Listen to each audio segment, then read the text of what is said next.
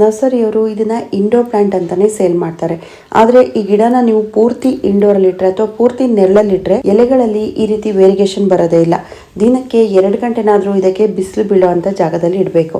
Summer ಅಲ್ಲಿ 3 months ಬಿಟ್ಟು ಬೇರೆ ಎಲ್ಲಾ ಟೈಮಲ್ಲೂ ನೀವು ಇದನ್ನ 2 ಅವರ್ಸ್ ಬಿಸಿಲಲ್ಲಿ ಇಡಬಹುದು. ಆದ್ರೆ ಸಮ್ಮರ್ ಅಲ್ಲಿ ತುಂಬಾ ಹೀಟ್ ಜಾಸ್ತಿ ಇರೋದ್ರಿಂದ ಇದನ್ನ ಇಂಡೈರೆಕ್ಟ್ ಲೈಟ್ ಬೀಳೋ ಕಡೆ ಇಡಬೇಕು. ಮನೆ ಮುಂದೆ ಫೋಟಿಕೋಗಳಲ್ಲಿ ಅಥವಾ ಬಾಲ್ಕನಿಗಳಲ್ಲಿ ಇಟ್ಕೋಬಹುದು. ಇಂಡೈರೆಕ್ಟ್ ಸನ್ಲೈಟ್ ತುಂಬಾ ಜಾಸ್ತಿ ಇರಬೇಕು, ನೆರಳು ತುಂಬಾ ಕಡಿಮೆ ಇರಬೇಕು ಅಂತ ಜಾಗದಲ್ಲಿ ಇಡಬೇಕು. ಬಿಸಿಲು ಡೈರೆಕ್ಟ್ ಆಗಿ ಬೀಳಬಾರ್ದು, ಆದರೆ ಬೆಳಕು ತುಂಬಾ ಜಾಸ್ತಿ ಇರಬೇಕು. ಅವಾಗ ಮಾತ್ರ ಎಲೆಗಳ ಕಲರು ಈ ರೀತಿ ವೇರಿಯೇಷನ್ ಇರುತ್ತೆ.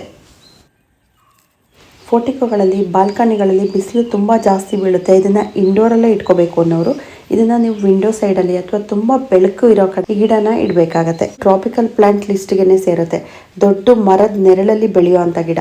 ಮರದ ಮಧ್ಯದಿಂದ ಸಣ್ಣದಾಗಿ ಬಿಸಿಲು ಬೀಳುತ್ತಲ್ಲ, ಅಷ್ಟೇ ಬಿಸಿಲು ಈ ಗಿಡಕ್ಕೆ ಕೂಡ ಬೇಕು. ಒಂದು ಮದರ್ ಪ್ಲಾಂಟ್ ಇಂತಾನೆ ಮಲ್ಟಿಪಲ್ ಆಗೋವಂಥ ಗಿಡ.